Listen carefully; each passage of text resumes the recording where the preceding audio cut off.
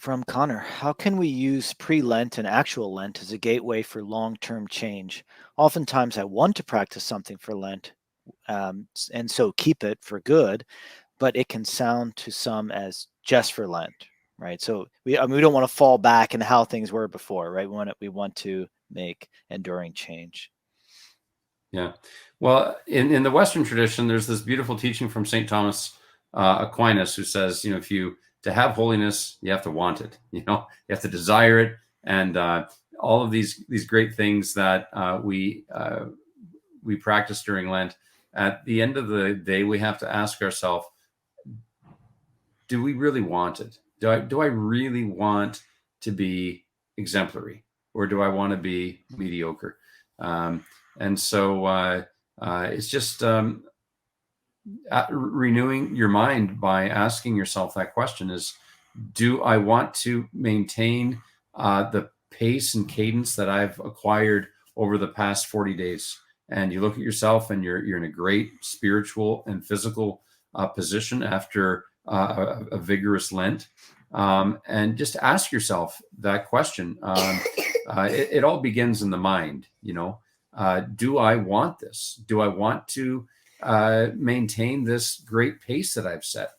So I think it's not an external thing you have to do.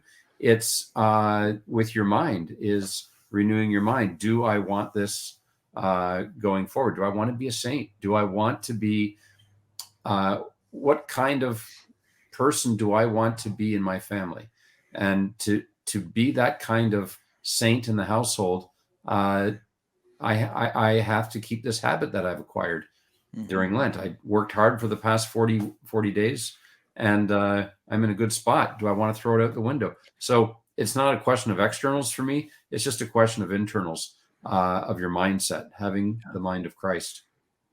I just jump in really practically, Jared, and you may have already been ready to do this, but this question of how do we live the Easter season is just one of the most interesting questions, because it's longer than Lent.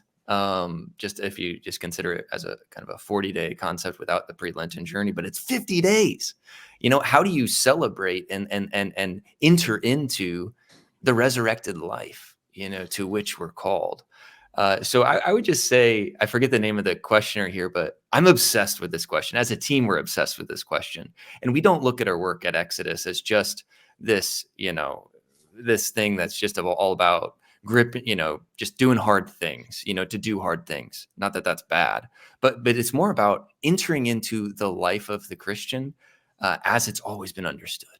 Elements and seasons of fasting, of the rigors of Lent, pre-Lent, but also entering into true celebration and Christian feasting. And so I would just say, obviously join us, for Lent, if you're not already journeying with us, but we're going to continue our journey in ongoing formation into the Easter season in a special way this year. So just follow along.